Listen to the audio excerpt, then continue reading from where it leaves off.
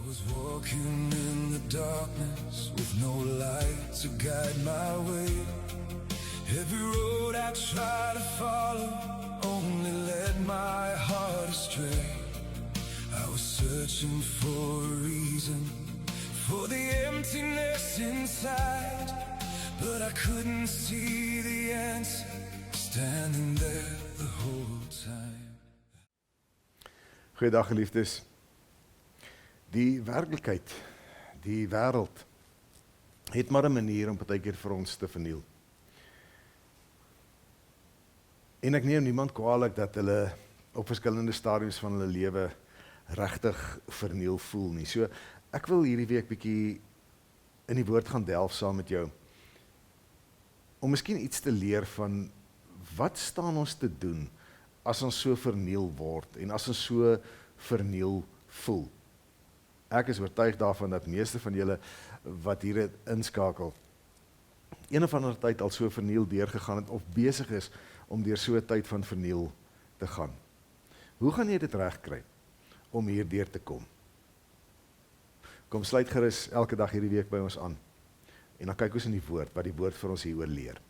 Op hierdie maandagoggend gesels ons oor 2 Timoteus 2 vers 8 tot 13.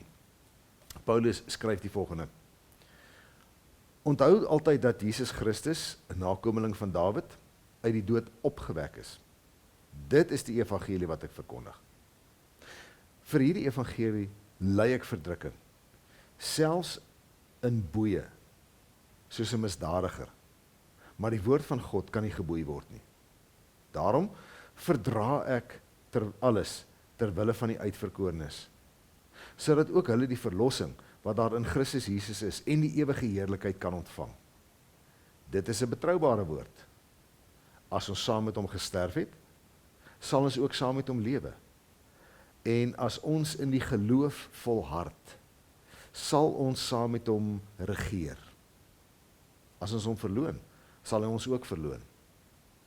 As ons ontrou is, hy bly getrou. Hy kan homself nie verloon nie. Wanneer 'n mens verniel word, dan moet jy volhard. En spesifiek soos Paulus vir ons skryf, dan moet jy in geloof volhard. Wat is dit om te volhard? Dis eenvoudig om aan te hou.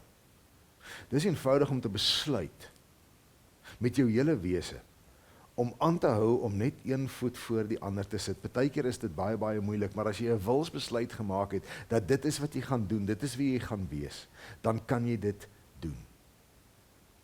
So volhard is nie 'n maklike ding nie. Volhard is 'n baie intense taak. Dis 'n taak van in die eerste plek besluit wat ek gaan doen, en in die tweede plek dan oor te gaan tot daardie besluit. Al is ek hoe moeg, al is ek hoe verneder, al is my lyf hoe uitgeteer, al het ek hoeveel pyn, al kry ek hoe swaar, ek besluit om een voet voor die ander te sit. Dit is volhard. Ons het in Afrikaans 'n sêding wat sê, aanhouer wen.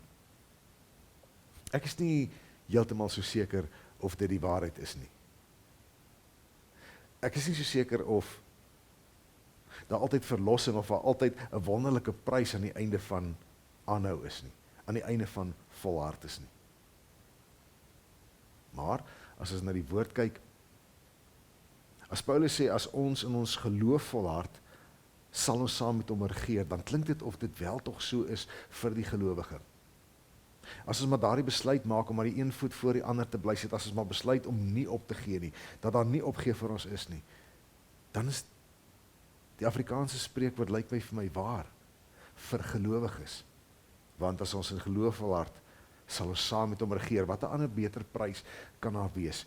Wat 'n ander motivering het ons tog nodig om te kan volhard, om hierdie moeilike ding te kan doen? Want die prys is, ons sal saam met hom regeer.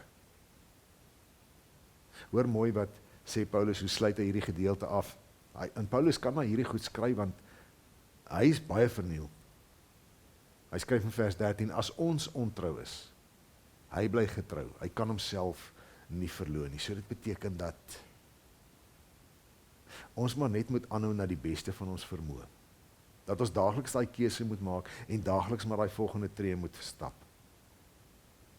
Jakobus, die jonger broer van Jesus Christus, skryf in Jakobus 5 vers 10 en 11, broers, neem die profete wat in die naam van die Here gepraat het as voorbeeld van lyding en geduld.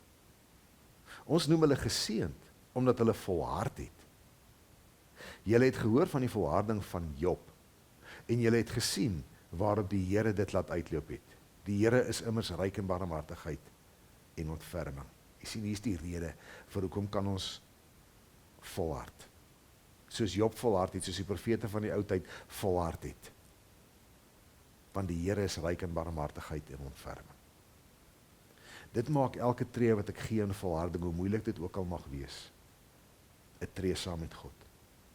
'n tree nader aan God.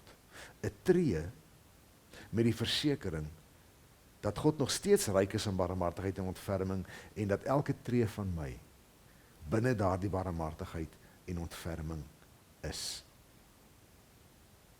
Mens kan volhard as jy bly vertrou dat die Here dit sal laat afloop soos hy wil hê dit moet. Want hy sal, al twee hierdie tekste verseker ons daarvan. En daarom hoop ek kan jy te midde van hierdie tekste, te midde van hierdie beloftes, dit reg kry om, al voel jy hoe verniel, te kan volhard. Volhard tot die einde. Shalom. I remember all the heartache, all the nights I felt alone. Every prayer I thought unanswered, every tear I'd never shown. But your love was always with me, even when I couldn't see. Now I know